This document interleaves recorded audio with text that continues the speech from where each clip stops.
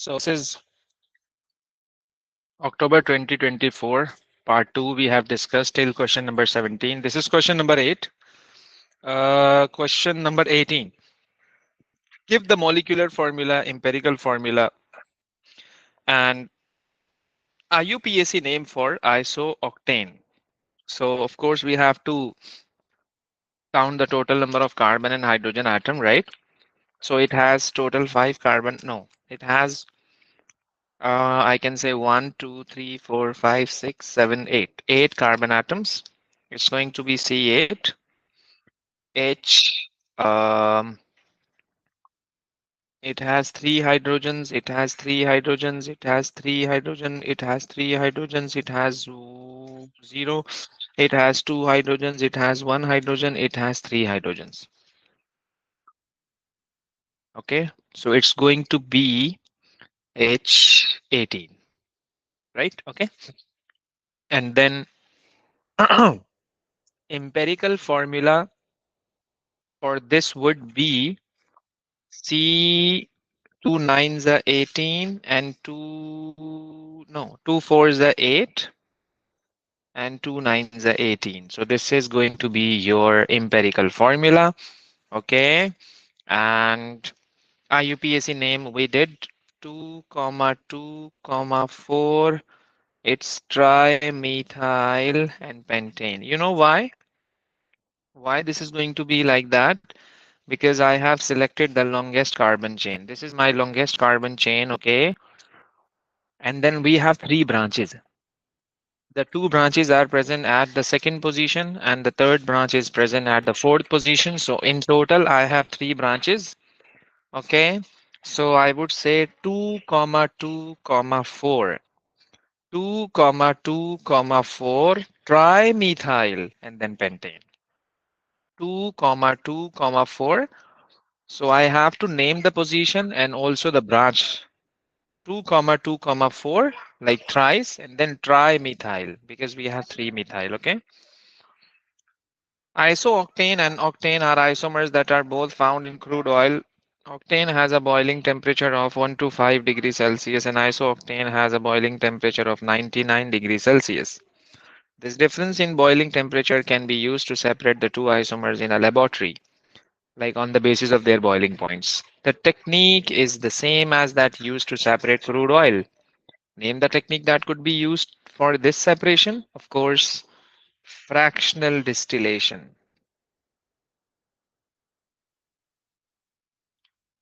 The technique in which we separate the two or more compounds on the basis of their boiling points is this. Then describe how this technique separates isooctane from octane. So, it's of 2 marks. We have to boil the mixture of octane and isooctane since we know that the boiling point for isooctane is 99 degrees Celsius and the boiling point for octane is 125 degrees Celsius. Okay, so what would I do? So what would I do? I would be boiling the mixture, right? And of course, the this boiling point will reach first because this is lower. Okay, so it would be boiling first, and then we have attached a condenser. Then the vapors of isooctane will be condensing and would be collected. In this way, we can separate the mixture of isooctane from octane, right? So uh, heat the mixture.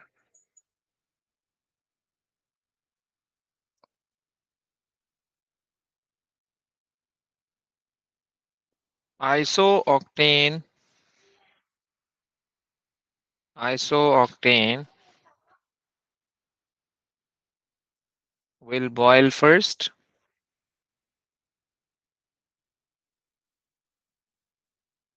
Isooctane will boil first, okay, due to its lower boiling point.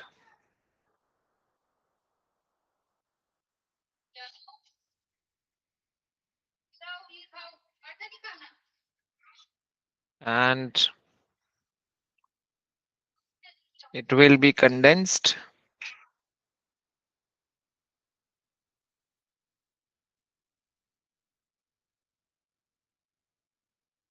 and then collected.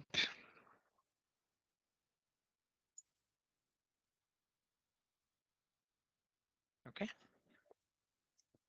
Isooctane is added to petrol to increase its octane rating. Some high performance engines need fuel with a higher octane rating. Write the equation for the complete combustion of isooctane.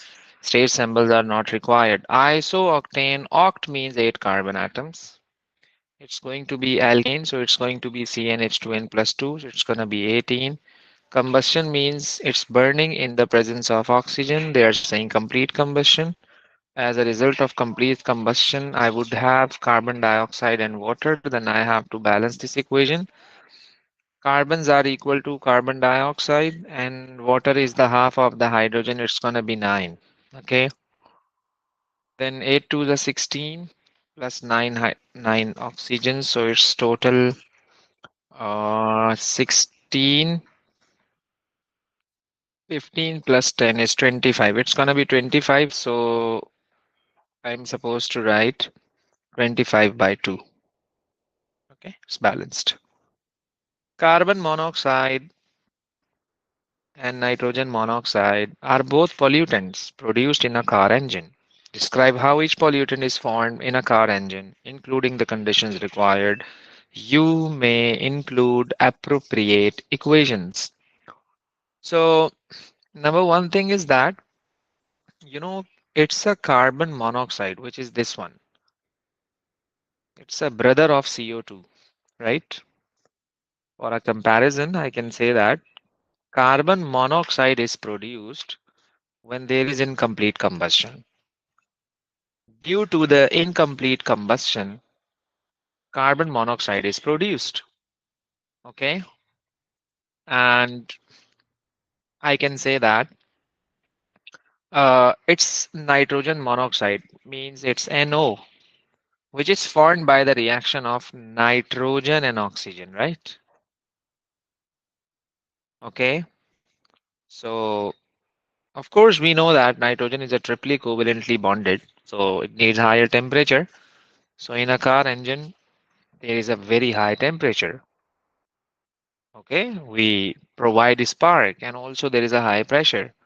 So at high temperature and pressure, they can react with each other. Okay, and they can form nitrogen monoxide. Okay, so it's of 4 marks. So I can say that uh, carbon monoxide is formed by incomplete combustion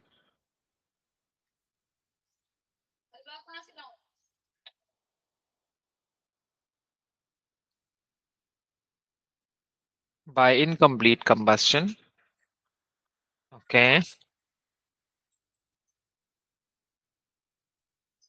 and in this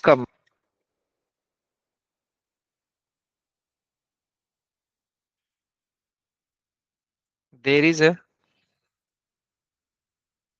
there is insufficient oxygen.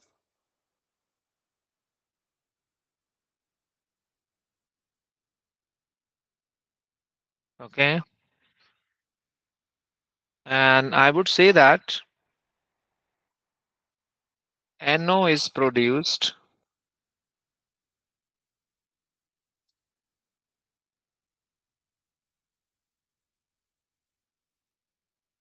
by the reaction of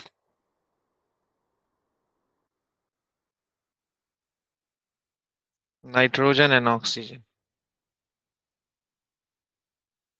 Okay, nitrogen and oxygen um, at high temperature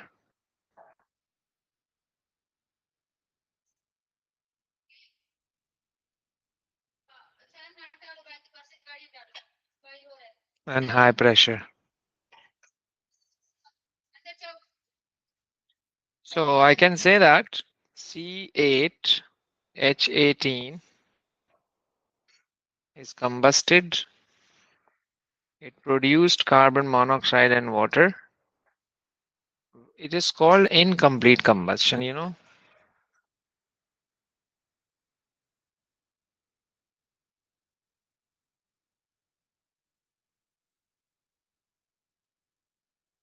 It needs to be balanced. I can say it's gonna be 17 by 2. And then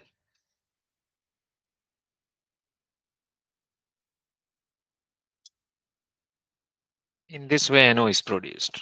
Okay.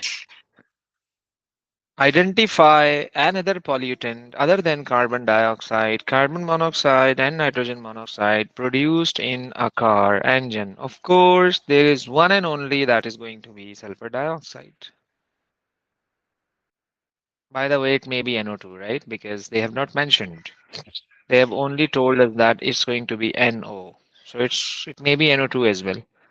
Isooctane reacts with an excess of chlorine to form a mixture of chlorinated compounds containing the same number of carbon atoms. Containing the same number of carbon atoms. Okay. So what would I say? Containing the same number of carbon atoms. Uh, okay. State the type and mechanism for this reaction. So if you remember, it was free radical substitution, right? Free radical substitution reaction.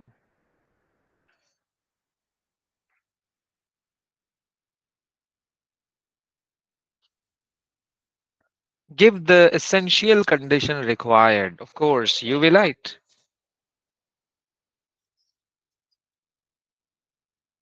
One of the chlorinated compounds contains 44.1% carbon and 6.9% hydrogen. By mass, calculate the molecular formula of this compound. So before going to calculate the molecular formula, we need to calculate the empirical formula. Okay, so what would I do? They are saying that chlorinated compound. So we have carbon, we have hydrogen, and we have chlorine. I know the percentage of carbon, that is 44.1. I know the percentage of hydrogen, that is 6.9. I know the percentage of chlorine, that is going to be 100 minus 44.1 and 6.9. So it's going to be 49%. It's 6.9 and it's 44.1. What I can do, I can find out the moles first. Divided by the atomic mass, divided by the atomic mass, divided by the atomic mass. Then I would be getting the moles. Then I would be getting the moles. So for this one, the moles are 3.675. It's going to be the same. And it's going to be 1.38. They are mole, mole, mole. Then what we do, we just take the simple mole ratio. We divide with the smallest number. So the smallest number is 1.38 divided by 1.38 divided by 1.38. It's gonna be 1. Okay. And I can say, what's the answer for 3.6575 divided by 1.38? Yes. What's the answer? Hmm? Can you tell me? Yes, sir.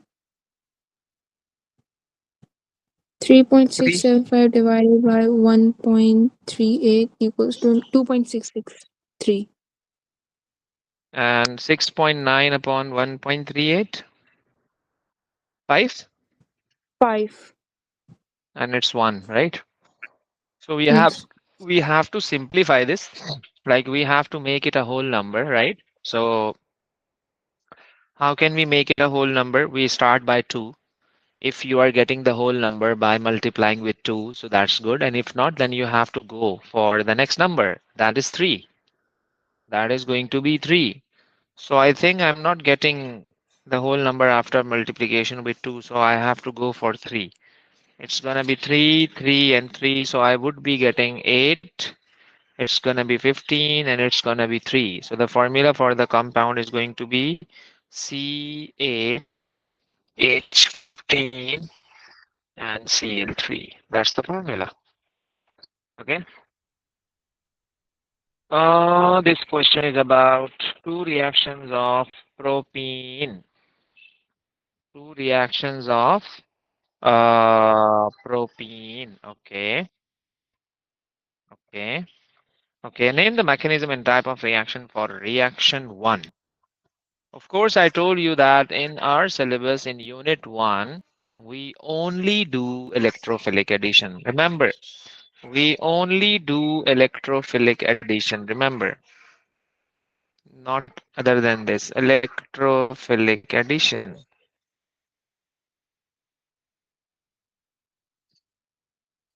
Electrophilic addition. Okay.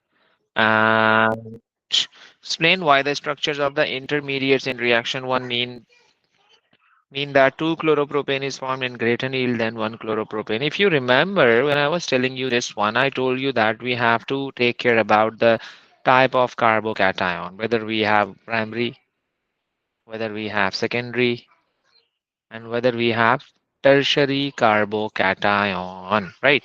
So they are saying it's a major product and it's a minor product. You know why? Because this is going to be the 2-degree carbocation, secondary carbocation, and this is going to be primary carbocation. And by the way, secondary carbocation is more stable than the primary. That's why this product is major. It's going to be in a higher yield, in a greater yield, right? So it's called 2-chloropropane and it's called 1-chloropropane. So I can say that uh, 2-chloro I can say that 2-chloropropane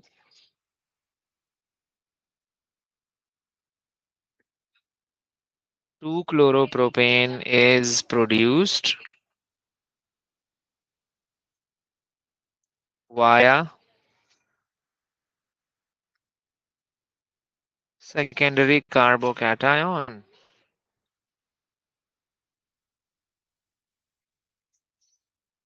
right? And second, which is more stable,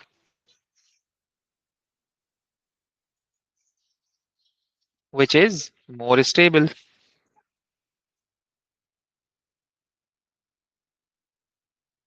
while 1-chloropropane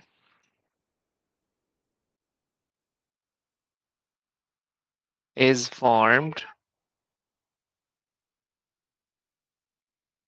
via primary carbocation,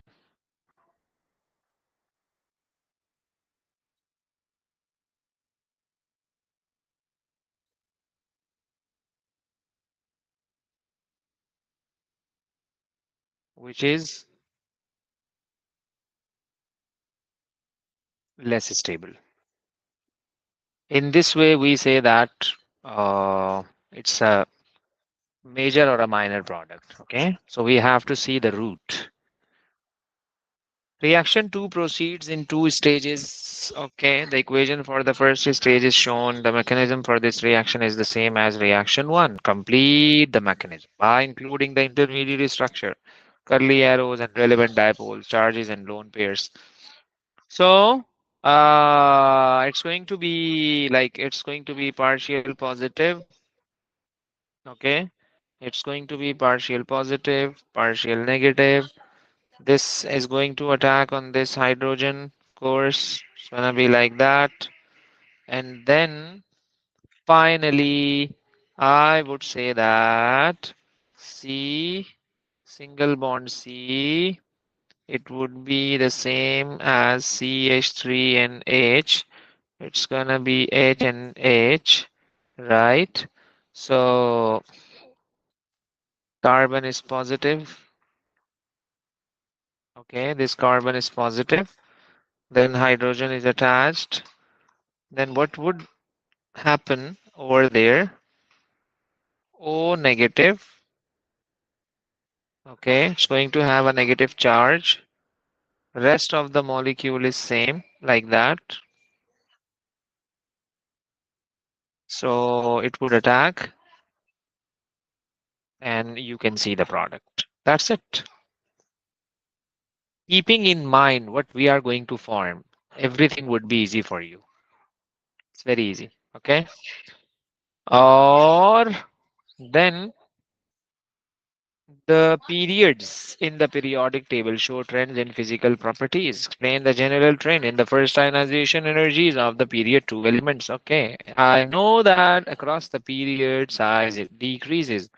When the size decreases, so the ionization energy should increase. Okay. It's of 2 marks, so I can say that first ionization energy, first ionization energy increases across the period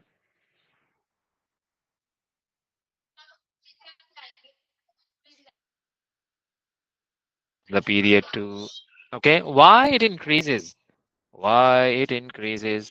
So you will say that because across the period, proton number increases. Okay, because across the period, proton number increases. Proton increases. Okay, due to which nuclear attraction increases.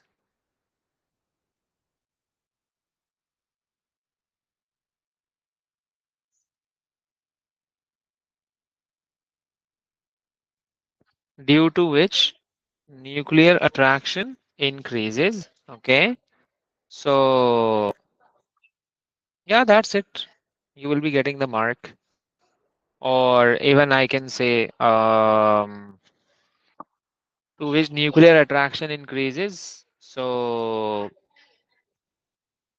I can say that more energy is required to remove electron, remember, because the size decreases, isn't it? Right? And even I can say that across the period, the total number of shell remains same, isn't it? If they are talking about period two, so I would say that period two starts from lithium, beryllium, then boron, then carbon, then nitrogen, then oxygen. If this is three, this is four, this is five, this is six, this is seven, this is eight. Across the period, number of proton increases, but the total number of shell remains same. Okay. So nuclear attraction increases as electron is removed, as electron is removed from the same shell, as electron is removed from the same shell. That's the reason. Okay. Explain which one of the elements from lithium to nitrogen deviates from this general trend. I told you the trend, right? I told you the exceptional cases as well. So we have boron, beryllium and boron. Boron deviates. The ionization energy of boron should be higher than beryllium, but it's not. But it's not. You know why? Why it's not? So I would say that the element is boron, right?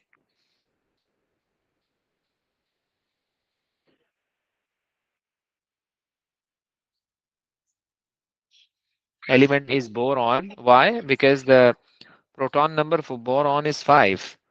Proton number for boron is 5, right? So if it is 5, so I can say that the electronic configuration would be for boron. Let me tell you this one. If it is 5, so it's gonna be 1s2, 2s2, and 2p2. 2p1, yeah, 2p1. Okay, 5. So so I would say that electron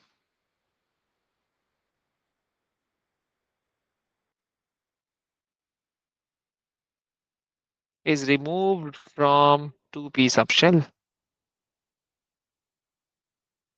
Okay, 2p subshell, which is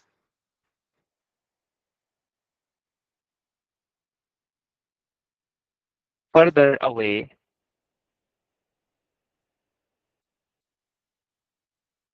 from the nucleus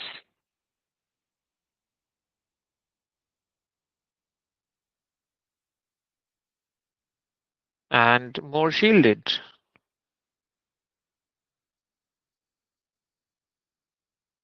And more shielded. So that's why less energy is required to remove that electron. That's why. Okay. Identify the period 3 element that has the following successive ionization energies.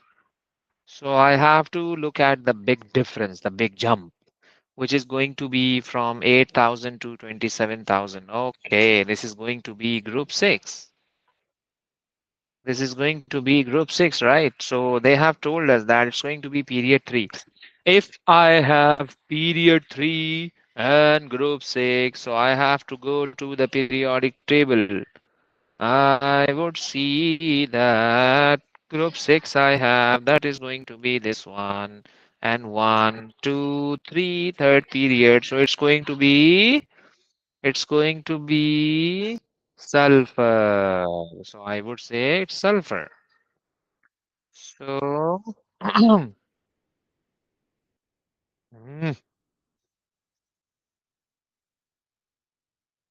yeah, it's going to be sulfur.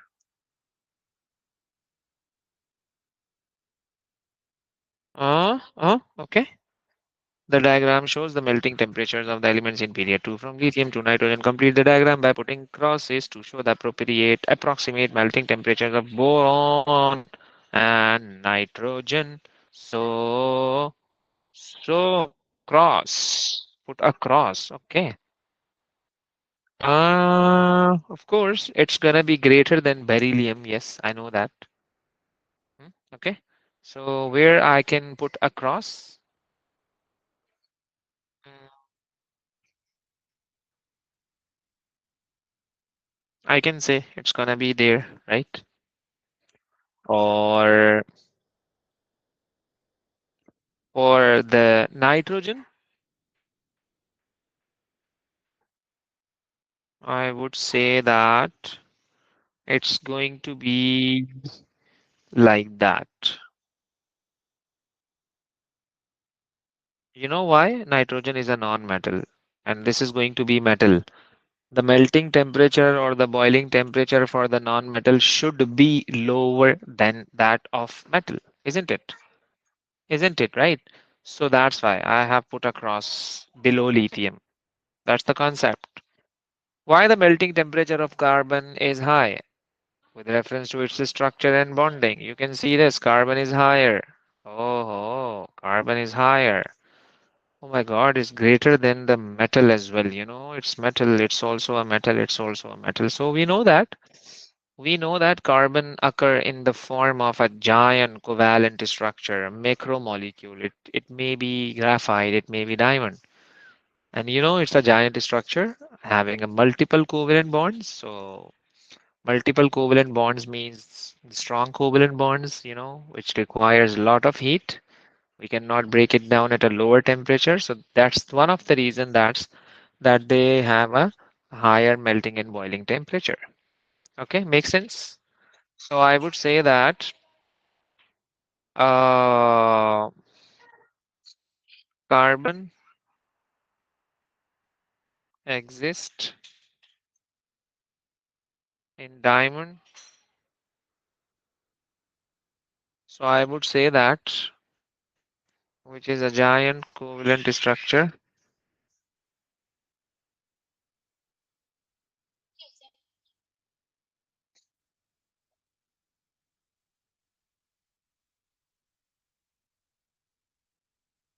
which is a giant covalent structure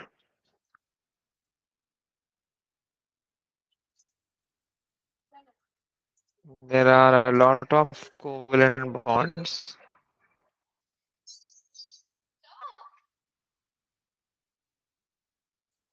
There are a lot of covalent bonds with the strong force of attraction.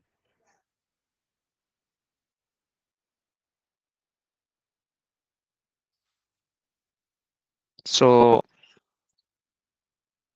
higher energy required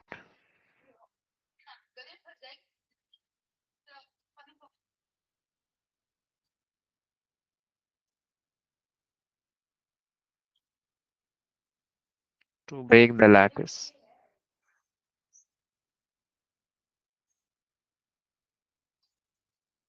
That's why it has a higher boiling point.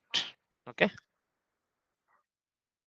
Boron, aluminium, and lithium are in group 3 of the periodic table. These elements form molecular compounds with chlorine with the formula BCl3. Give the electronic configuration of aluminium.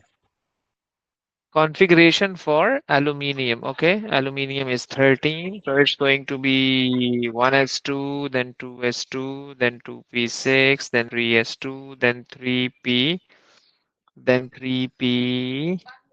Okay, let me just 3p1. Yes. Oh my God, it's not writing. Yeah. Okay. 3p1. Compare and contrast the electronic structures of boron, aluminium, and thallium. So how can I compare? Of course, boron is B, which is in group beryllium and boron is in group 3. Aluminium is in group 3. Thallium is also in group 3. Okay. Of course, they all have the three valence electrons. Okay. But of course, they are in the same group, so would be having different number of shells. Or yeah, okay, that's it. It's of 2 marks. So all have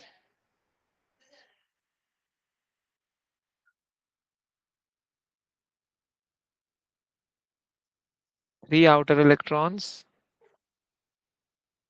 and have different number of shells.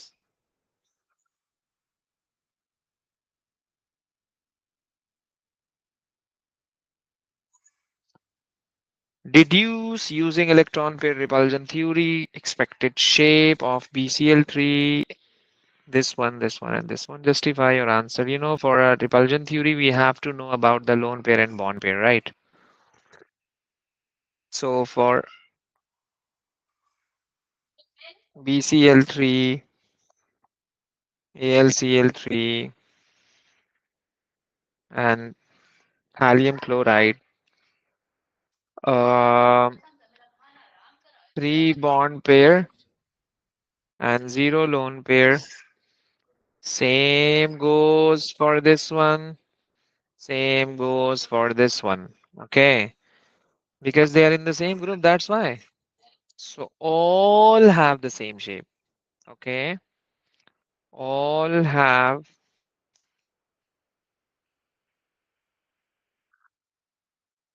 same shape, you know,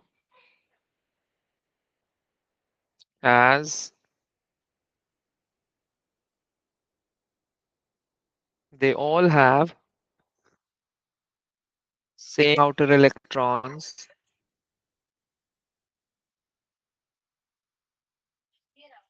same outer electrons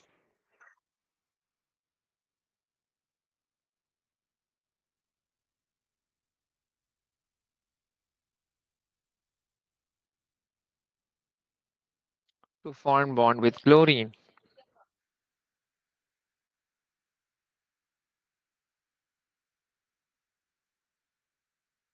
All are planar. Okay. As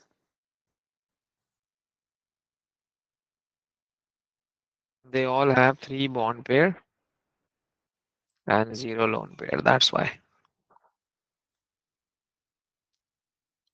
Okay. So what they're asking in this one, Show that the data is consistent with the formula of aluminum chloride in the gas phase.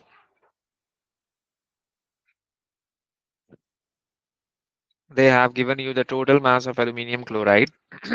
Okay. So what can I do? I can find out the moles of aluminum chloride. Okay.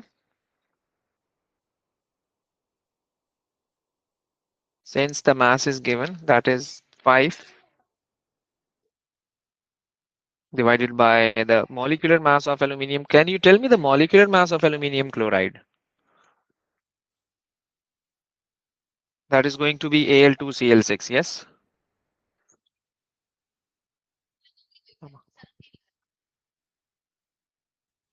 Aluminium chloride.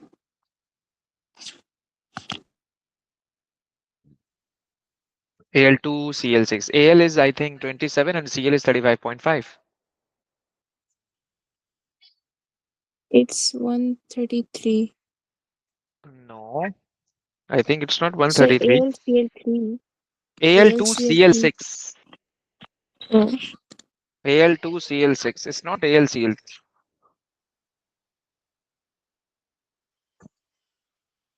Al2Cl6. 266.6. 266.6 means 267, right?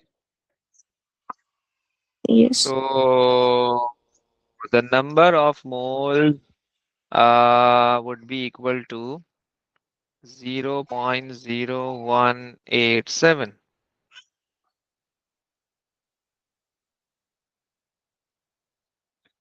Okay, then what I have to do, they have given you the pressure, they have given you the temperature, they have given you the volume. I can find out the mole of chlorine by this one, PV equals to nRT. So N would be equal to PV upon RT. So the pressure is 1.01 exponent 5 and the volume is 700. I have to convert this volume into the meter cube. That is 10 raised to the power minus 6. Then R is 8.31. Then the temperature is, where is the temperature? Yeah, 455. Can you tell me the moles?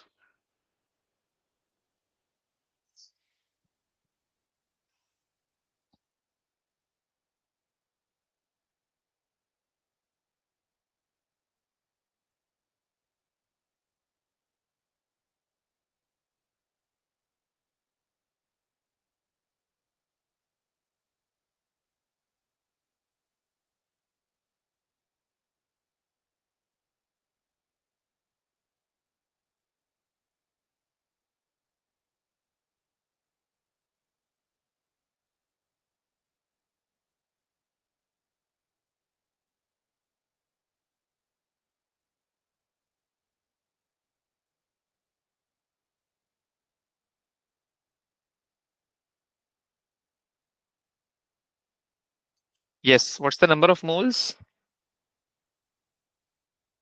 And by the way, this expression is only used for the gases, right? So this is used for chlorine. Chlorine is a gas. So what's the number of moles?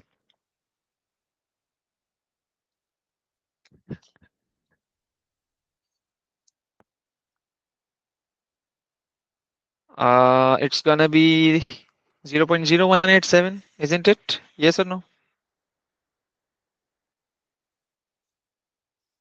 Since the moles are same,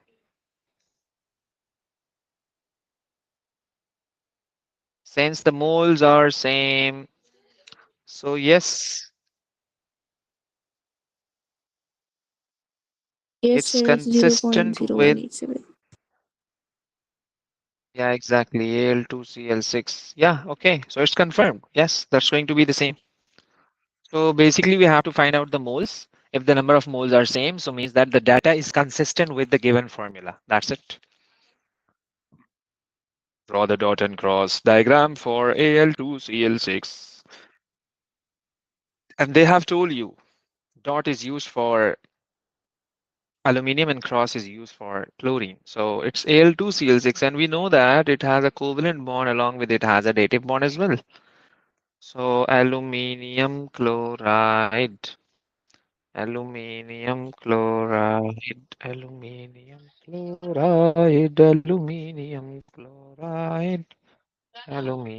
chloride, और एक और. Yes, this is aluminium. This is going to be chlorine. And then I have to write down electrons. Dot for aluminium, cross for chlorine. Dot for aluminium, cross for chlorine, chlorine, chlorine.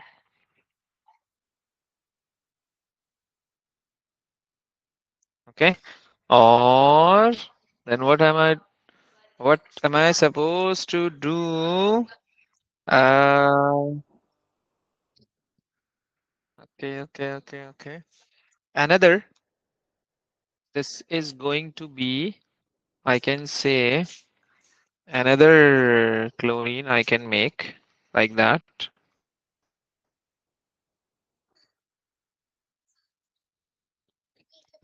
This is another chlorine. This is the two crosses. These are the two crosses. And two more crosses it has. And it is attached with, of course, aluminium, right?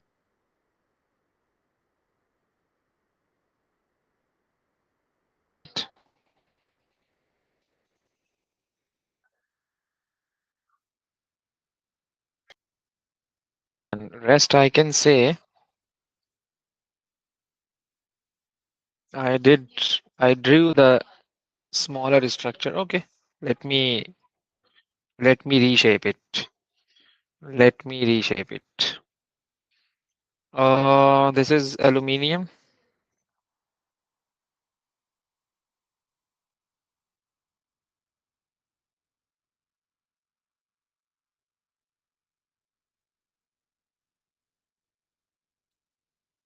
This is Al.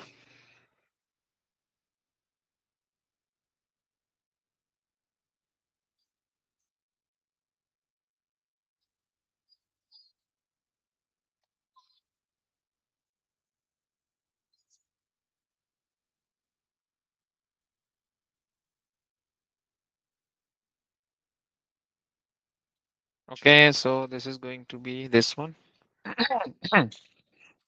And then for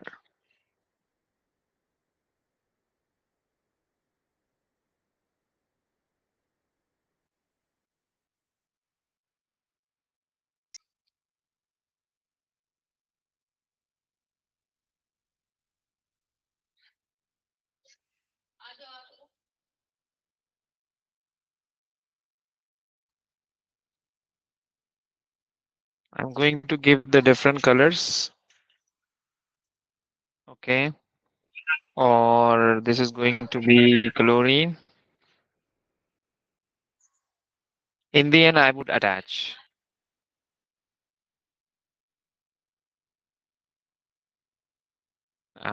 This is another chlorine.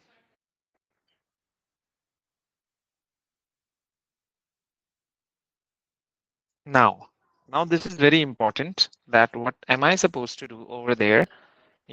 I would say this lone pair would be donated to this aluminium because this aluminium has 6 electrons. It needs 2. Okay, it needs 2.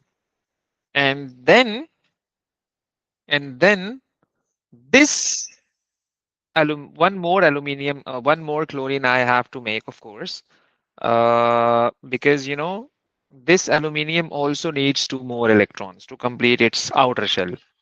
So I can say, uh, let me just do like that. Okay. And now this is the chlorine. 2 crosses. Okay.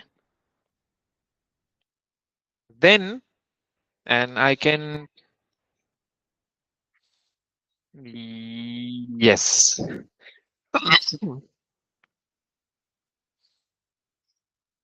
Like that. In this way, we can draw the dot and cross diagram for Al2Cl6. Okay, simple.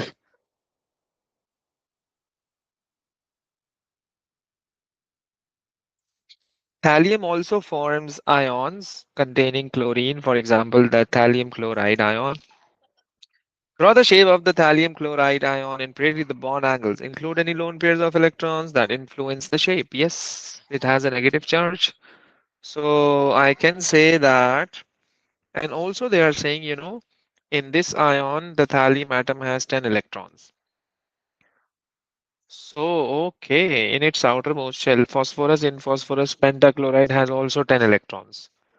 So they have given you the hint. That's a very good thing, they have given you the hint. It's going to be, it has a five. If I talk about phosphorus, it's going to be one lone pair of electron. No, it has five electrons in its outer shell and five chlorine atoms. So of course it has total 10 electrons after sharing of electron. Okay. But they are saying thallium chloride has four chlorine. So means one lone pair is left, isn't it? So what I would do, it's thallium. Then this is going to be one chlorine. Then this is going to be another chlorine, right? And I can say this is going to be another chlorine. This is going to be another chlorine. Okay. And it has a lone pair of electron like that. This is the shape. So you can see that. um, so it has a bond angle. It has a bond angle. You can see this one and this one, this one and this one. So I can say the bond angle is 115 degrees approximately, and the bond angle is 80 degrees. Okay, the bond angle is 80 degrees, right? Okay,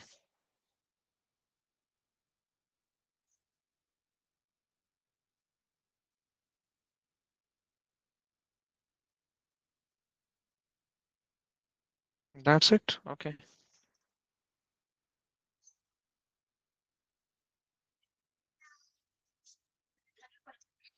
And the one which I have shown the bond angle, by the way, this is going to be 80, right? Okay. And due to the presence of lone pair of electron, I'm talking about this one, because the presence of lone pair deviates the shape. It makes the shape different. Because when we were discussing electron pair repulsion theory, so we used to say that the one which is going to have minimum repulsion and maximum attraction, that structure is more stable. And the shape of a molecule described by the bond pair and a lone pair of electron. So that's why they are very important. If we have different bond pairs and lone pairs, so means that the shape is going to be different. That's why. Okay.